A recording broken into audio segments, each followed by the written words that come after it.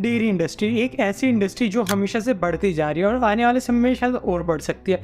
लेकिन dairy industry की requirement को पूरा करने के लिए कई लोग केमिकल्स का इस्तेमाल करते हैं जो हम लोगों के सामने न्यूज़ में बताया जाता है।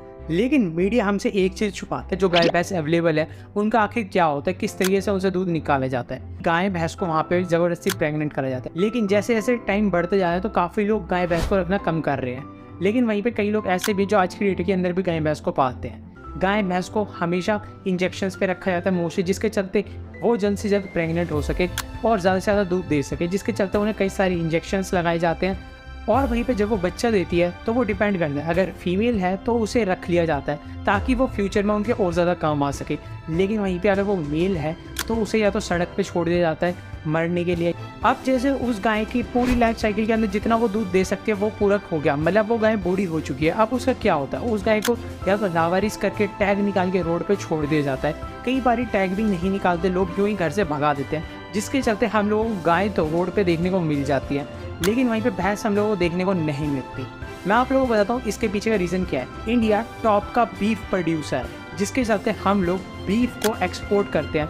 और बीफ के अंदर अभी ये क्लियरिटी नहीं है कि वो गाय के मांस को बीफ माना जाता है या भैंस के मांस को, जिसके चलते काफ़ी लोग ये भी समझते हैं कि गाय के मांस को भी बीफ कहते हैं और भैंस के मांस को भी। लेकिन इंडिया में कई जगह ऐसे हैं जहाँ पे गाय को नहीं मारा जाता लेकिन भैंसों को मार दिया जाता है, जिसके चलते भैंस आप लोगों को रोड पे देखने को नहीं मिलती। गाय को बचाया जा रहा है, जिसके चलते गाय हम लोगों को देखने को मिल जाती है। लेकिन कई लोग ऐसे हैं जो गायों को भी उठाकर ले जाते हैं और उसके बाद उन्हें काट के बेच दिया जाता है, क्योंकि कटने के बाद तो पता नहीं चलता वो गाय है या भैंस है, जिसके बाद उसके मांस को एक्सपोर्ट करा जाता है। इवन साउथ साइड में केरल में भी शायद, जहाँ तक मुझे पता है, बीफ खाना अलाउ है, मतलब वहाँ पे लोग बीफ को खाते हैं। अब वो हमें ये नहीं पता कि वो गाय का बीफ है या फिर भैंस का बीफ है।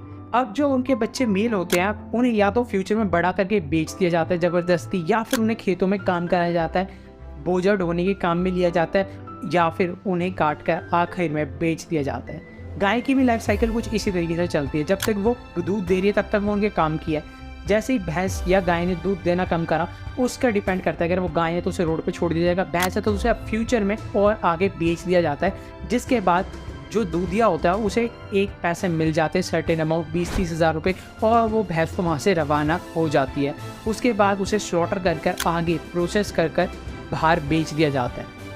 अब आप लोगों पे डिपेंड करता है कि आप लोग इसे सही समझते हो गलत समझते हो, लेकिन कमेंट सेक्शन में इस डार्क साइड के बारे में ज़रूर बताना आप लोगों को क्या लगता है क्या नहीं। क्योंकि हम लोग जहाँ पर गाय को गौ माता से डिनोट करते हैं, वहीं पर भैंस भी तो हर एक चीज़ सेम ही करते हैं। जो गौ माता हम लोगों को दूध देती है, जिसके चलते हम लोग कई सारी चीज़ें बना पाते हैं, सेम चीज़ भैंस भी तो करती है। वहाँ पर गाय और भैंस को मारना सही है नहीं है, और मेल को इस तरीके से रोड पे छोड़ना सही है नहीं है।